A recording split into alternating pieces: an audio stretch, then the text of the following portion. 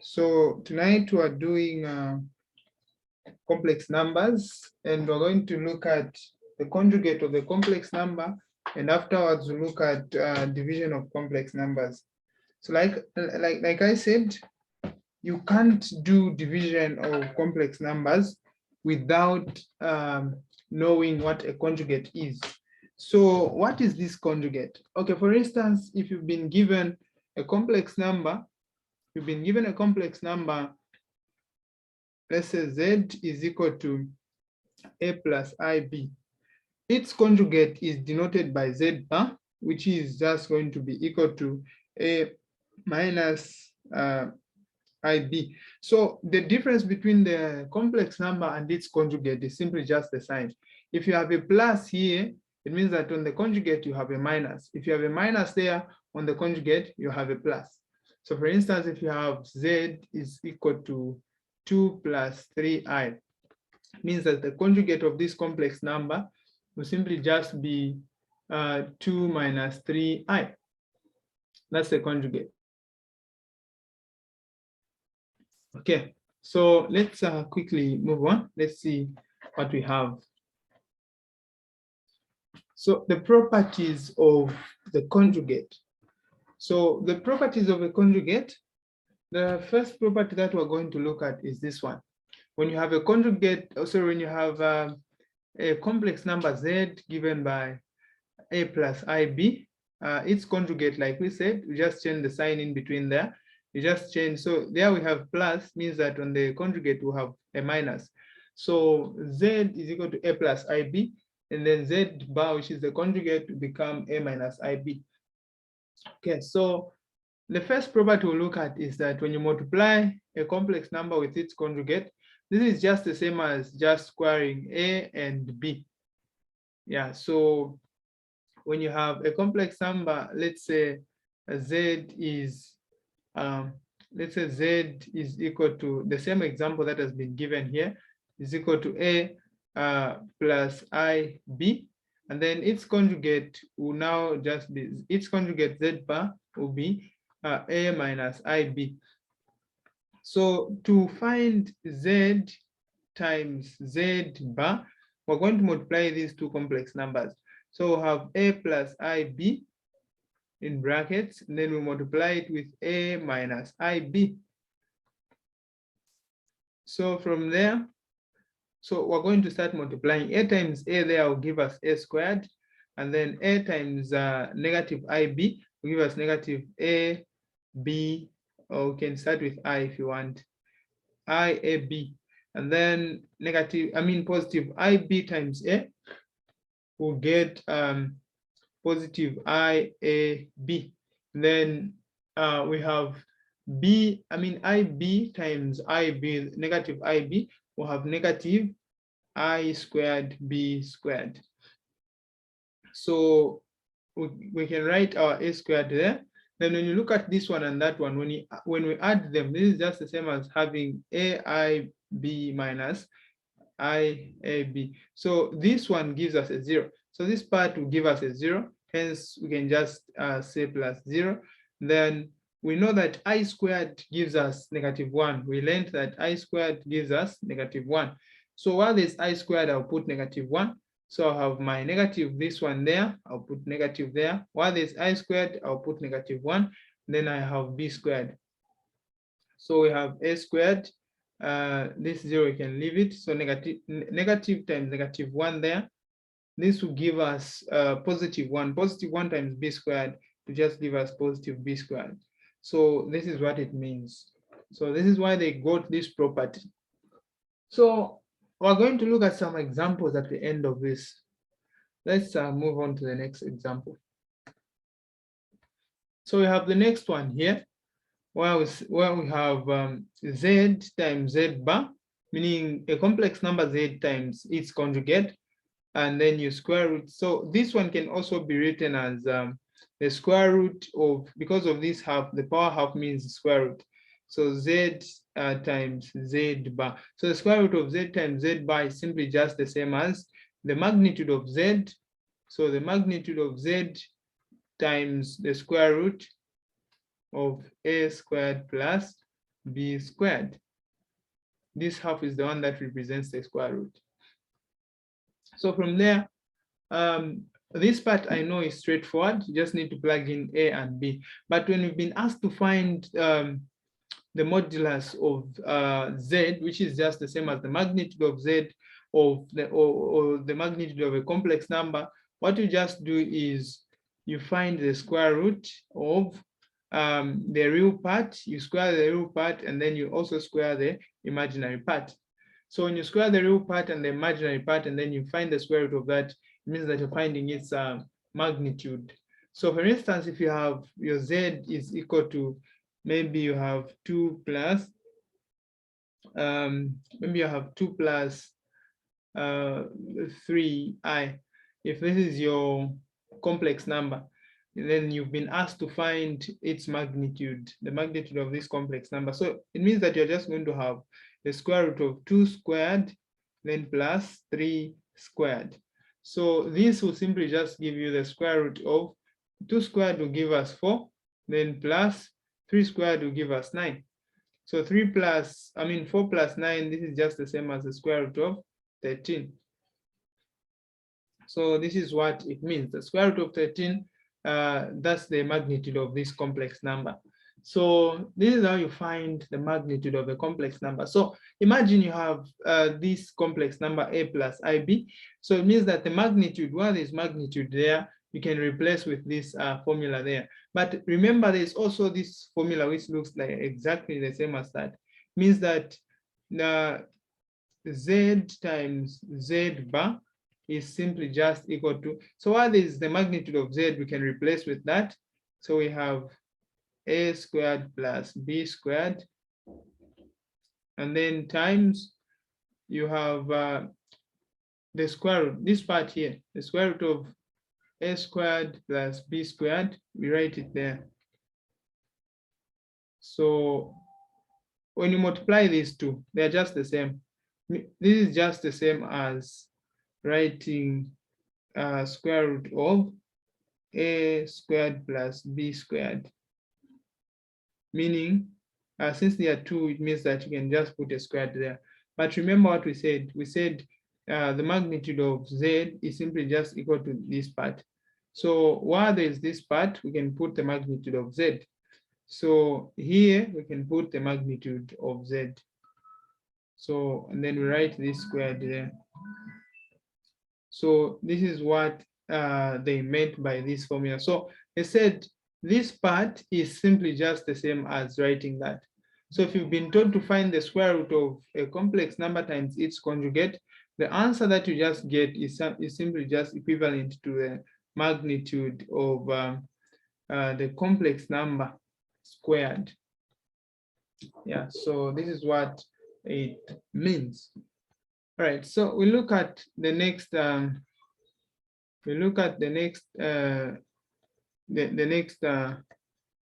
property, which is this one here. When you're adding two complex numbers, yeah, so when you're adding two complex numbers, which are a complex number and its conjugate. So when you have, for instance, z is equal to a plus ib, its conjugate becomes a minus ib.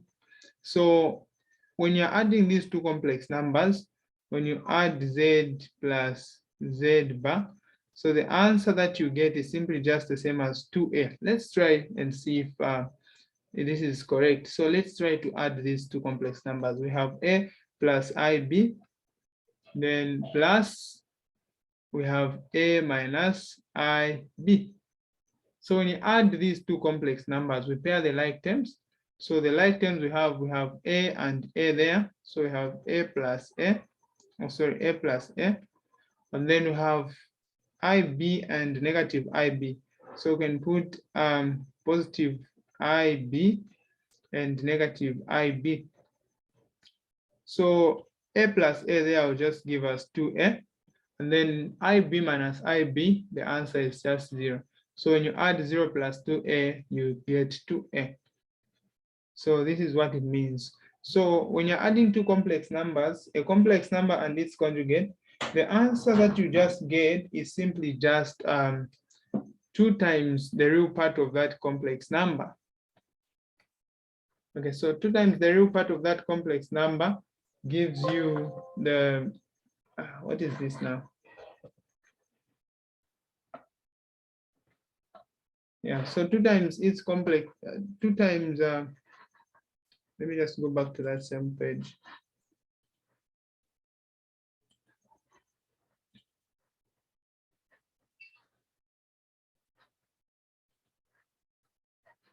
Okay.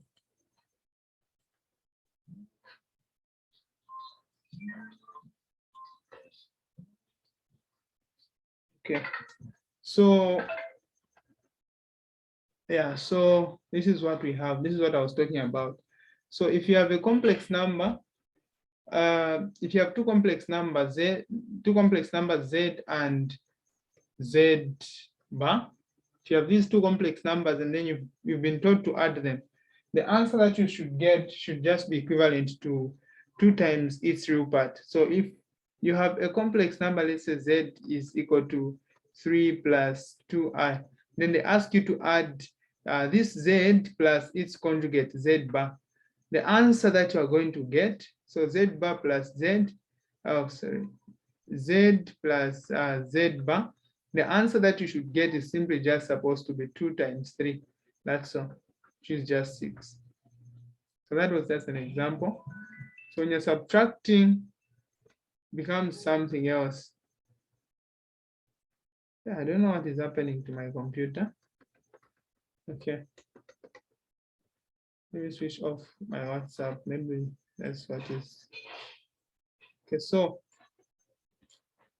yeah, so the same applies to subtraction.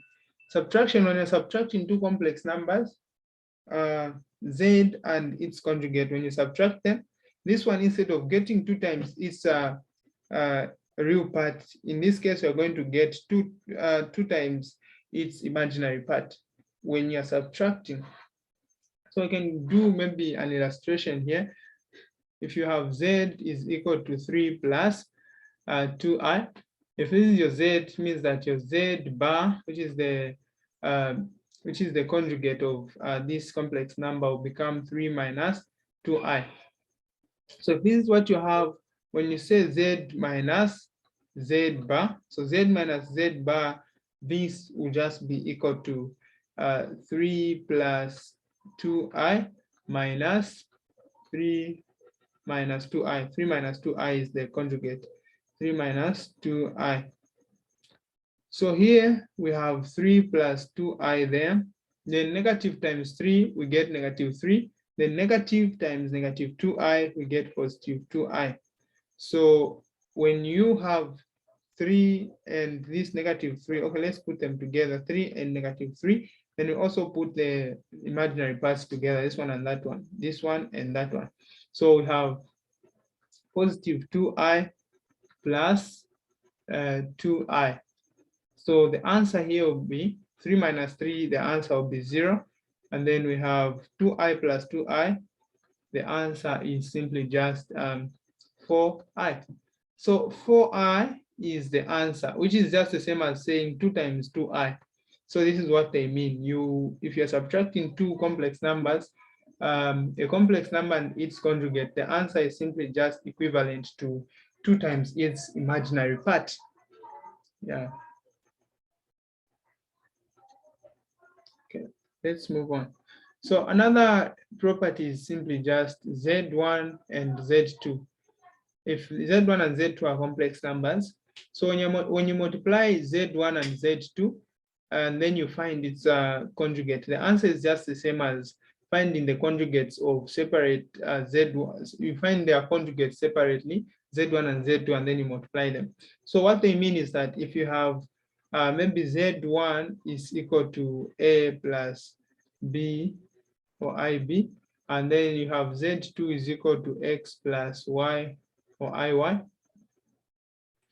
What they mean is that you multiplying these two, you have A plus IB and x plus iy. Then you find the conjugate of the answer is just the same as finding the conjugates of independent complex numbers.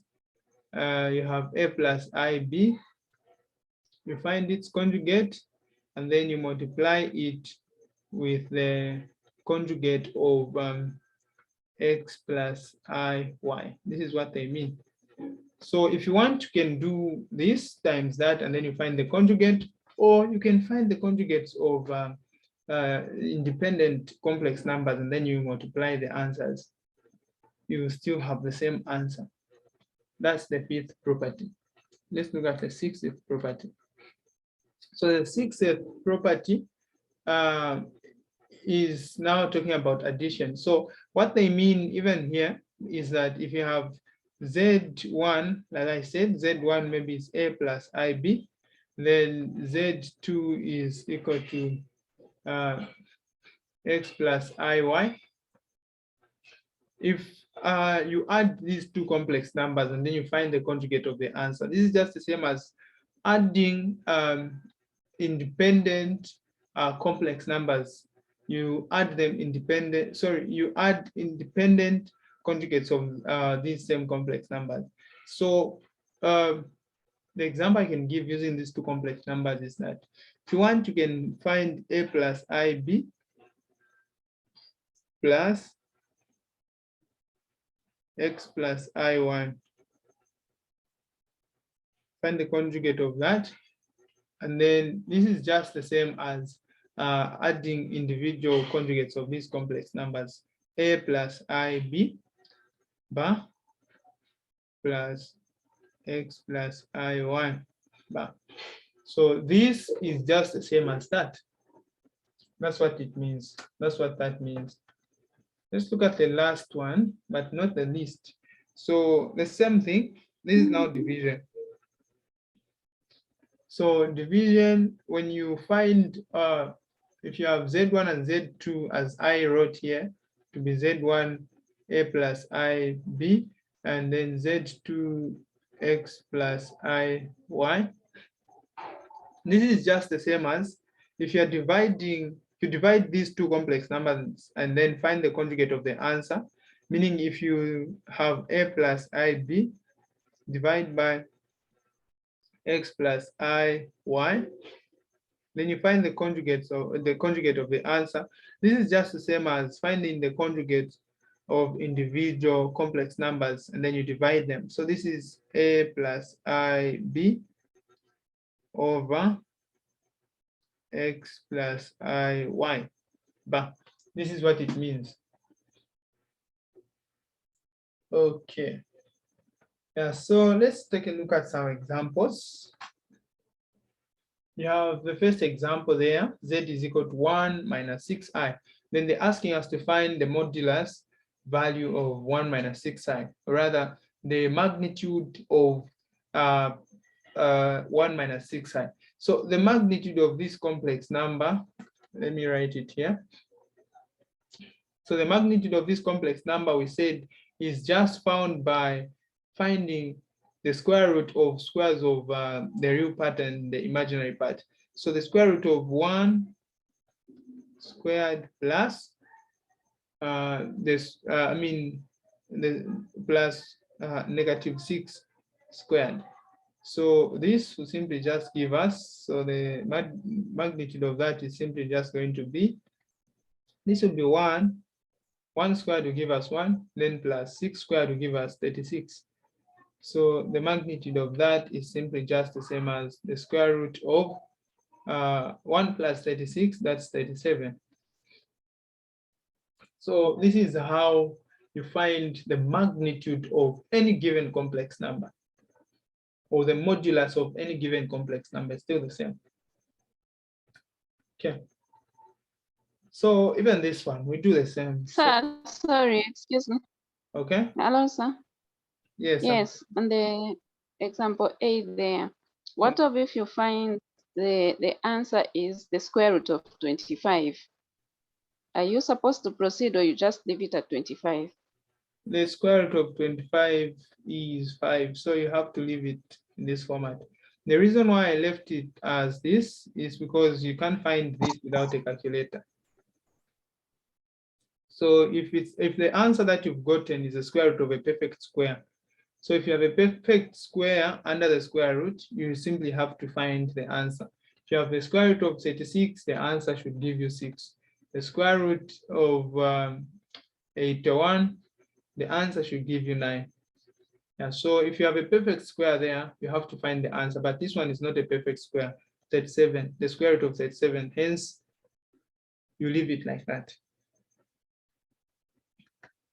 Okay, so this one, we have the magnitude of z is equal to the square root of, the real part is 1, so we say 1 squared plus, the imaginary part is also 1 squared. So the magnitude of z will simply just be 1 plus 1, 1 plus 1, sorry. So the magnitude of z will give us the square root of 1 plus 1, there it's 2. So even this one will just end here. You can't proceed, can't find anything. The square root of 2 is an irrational number. You can't find the square root of 2. Okay. So, sir, just there, why can't we say I squared then gives -1? Okay, let's do what you are saying. Wait, where's the, okay, we start from this one. Huh? We have this, the magnitude of that. And then what you're saying is we say 1 squared plus. No, I meant example B, where there's I. We put And I you in the get the black. coefficient of I. You have to get the coefficient of I, don't get I. Oh, okay. Yes. All right, so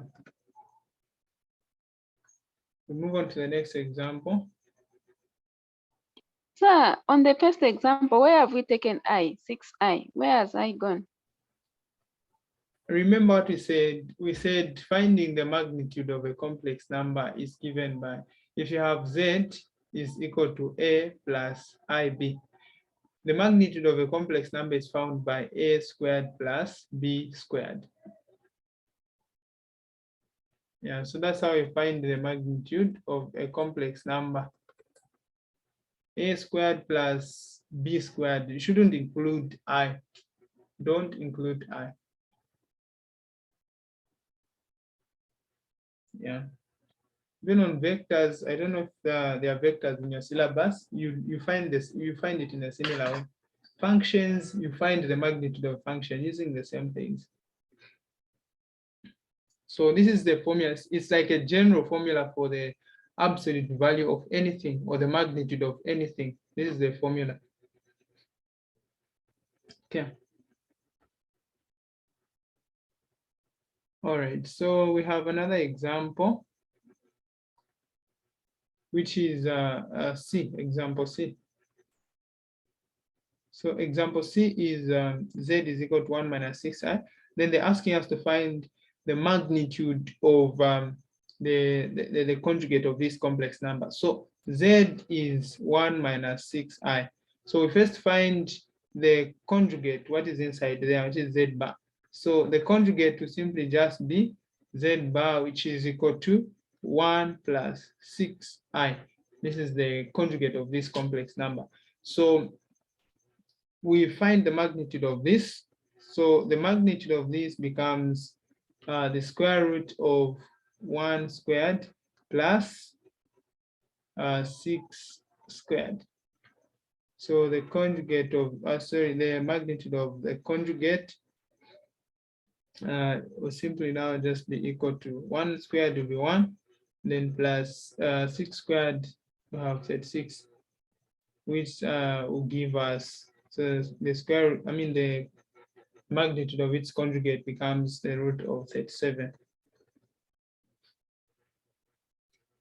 Okay. So this is what it means.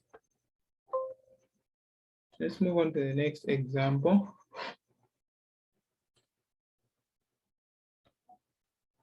Okay. Let me go to the examples.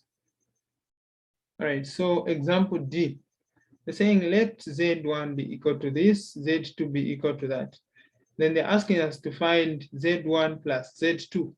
So Z1 plus Z2, according to the properties, if you remember, we said if you are, oh sorry, Z1 plus Z bar, Z1 bar. So we said if you have a complex number, Z1, oh sorry, just Z1, if you have a complex number, Z1 is equal to A plus IB, then it means that Z bar will be equal to A minus IB. And then if you remember very well on the properties, we said Z1 plus Z1 bar. This one is just equivalent to 2A. So some applies to this expression there. So our A is simply in Z1, our A is 3. So this will just be, so our Z1 plus Z1 bar will just be equal to 2, while this A will put 3. Our A in this case is 3. So we have 2 times 3 there, which gives us 6. Yeah, so that's what it means. If it's minus, if we're subtracting Z1 minus Z1 bar, it means that we're going to say this will be 2 times the imaginary part. The imaginary part of this complex number is 4i. So we put our 4i there. So this will be 8i as the answer.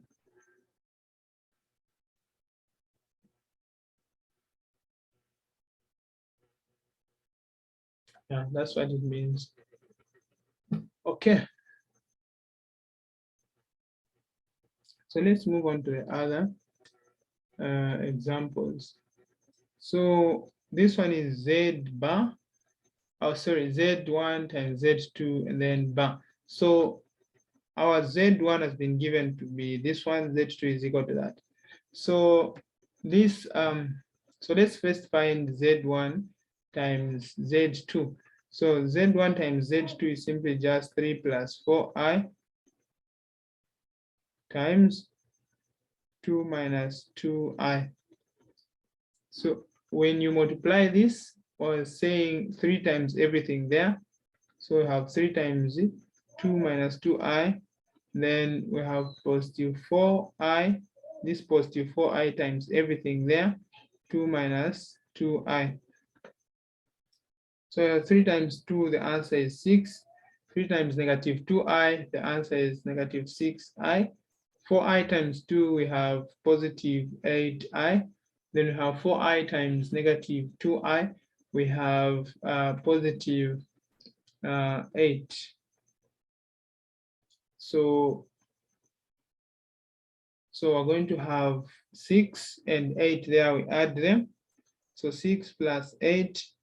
Then when you add these two, negative 6 and 8, the answer will simply just be positive 2i. So 6 plus 8, this is 14. And then plus 2i. This is the answer. Also, this is not the final answer, but they're asking us to find the conjugate of the final answer. After multiplying them, we find the conjugate of this. So the conjugate of that, so we say Z1, Z2, Z1 times Z2. The conjugate of that will just be 14. We change the sign there to be minus 2i. So this is now the final answer. Let's look at the next one. So this one is just almost the same as what we have done, except that you find the conjugate of this, which will be 3 minus 4i. And then you multiply it with the conjugate of that, which will be 2 plus 2i. So when you multiply these two, you find the answer. Yeah. So let's move on to the next one. So this one is also straightforward. And it's also straightforward. So to find this one, you can first add these two, and then after adding them, you find the conjugate of the answer. So you add Z1 and Z2, Then after adding them, you find the conjugate of the answer. So adding Z1 and Z2, so Z1 plus Z2, the answer will simply just be 3 plus 4i. Then we add it to 2 minus 2i. So we add the like terms, we have 3, and then plus 3 plus 2. Then we move on to 4i. So we have 4i, then we have negative 2i. So 3 plus 2, the answer is 5.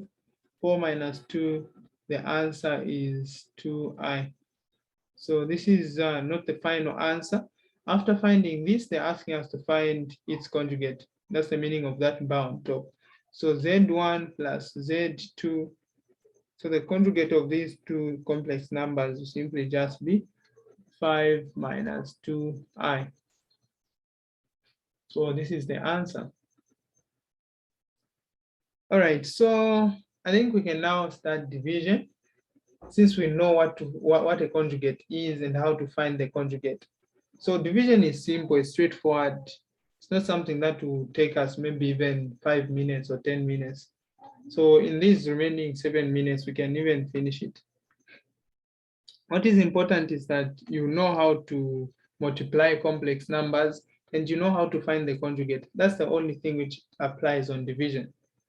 So if you are dividing two complex numbers, a plus ib, a plus bi and c plus di, if you're dividing these two complex numbers, you first have to find the conjugate of the denominator. So the conjugate of the denominator, first let me write them the way they are.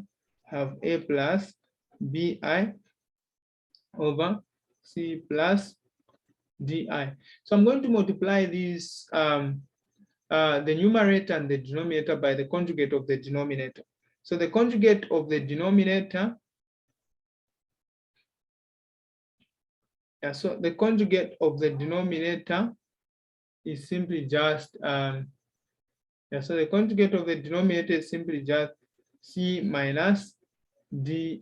So the same thing that you multiply with down there, it's the same thing that you also multiply with on top. So on top there, you multiply, even down you multiply. But remember, if you're multiplying a normal complex number and a conjugate of a complex number, remember what we said? This is just the same as saying c squared plus d squared. And then on top there, you can multiply a plus bi and c minus di. So that's how you divide complex numbers. Let's look at examples.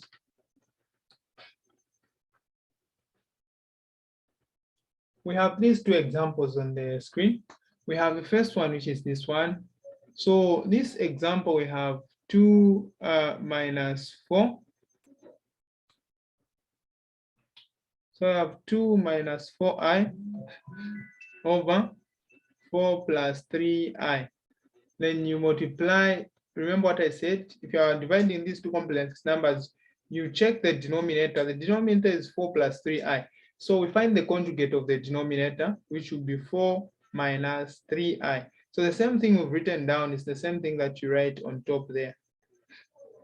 So now we can start multiplying. So multiplying these two complex numbers is just the same as, on top there, we can multiply these two, multiply with everything there. So you can say 2 times 4 minus 3i. Then we have negative 4. Negative 4 times 4 minus 3i. And then divide by these two. When you're multiplying a complex number with its conjugate, this is just the same as saying 4 squared plus negative 3 squared. So from there, we can now multiply the numerator there. 2 times 4, we get 8. 2 times negative 3, we get negative 6i. And then we have negative 4 times 4, we have negative 16. And then we have negative 4 times negative 3i. The answer is negative 12. So we divide everything by 4 squared is 16 then plus 3 squared is 9. So we can finish this by subtracting 8 minus 12. We pair the like terms. So we have, I think I forgot to write I there. Yeah. So we have 8 minus 12 there. We get -4. Then we have, even this one is supposed to have I. It's -6i minus 16i. This gives us -22i. And then everything divided by 16 plus 9, that is 25. So this is how you find the solution for this. So it's just as simple as this, nothing difficult. Let's look at this one. So we have 2 over 2 minus I. So we find the conjugate of the denominator there. Conjugate of the denominator, since we have a minus there, we're going to have a plus. So we have 2 plus I. So this 2 plus I is the one that we also write on top there. So from there, we can now multiply 2 times 2 plus I there. We have 2 times 2 plus I, 2 plus I there. Then everything divided by, we're multiplying this complex number with its conjugate there. So this is just the same as saying 2 squared plus, the coefficient of I is 1 plus 1 squared. So this is just the same as 2 times 2 there will give us 4. 2 times I will give us 2I. And then everything divided by 2 squared, the answer is 4. 1 squared, the answer is 1. So on top there, we have 2 plus 2I. Then down we have 4 plus 1, which is 5. All right, so this is the end of tonight's mathematics lecture. So if you have any questions, you're free to ask. Feel free to ask in the last remaining 1 minute. There's 1 minute remaining before the lesson ends. So you can't cancel the 4 there, the one on top and the one. No, that's mathematically incorrect. You can't cancel those 2 4s. Yeah, you can't cancel them unless we had something like this: 4 plus 2I. Then if there was just 4 down, but in this case you first have to add these 2 to get 5, and then you can. But if you had something like this, you can say 4 there 1, 4 there 1, 4 there 1. I mean 4 there 1, 4 there half. Yeah. Okay. Okay. Excuse me, sir. Okay. Yes. Up on the A, on the working there, there's somewhere where I'm behind it, where you worked 4I times 4 open brackets. I think you go back to the working so that I'm able to.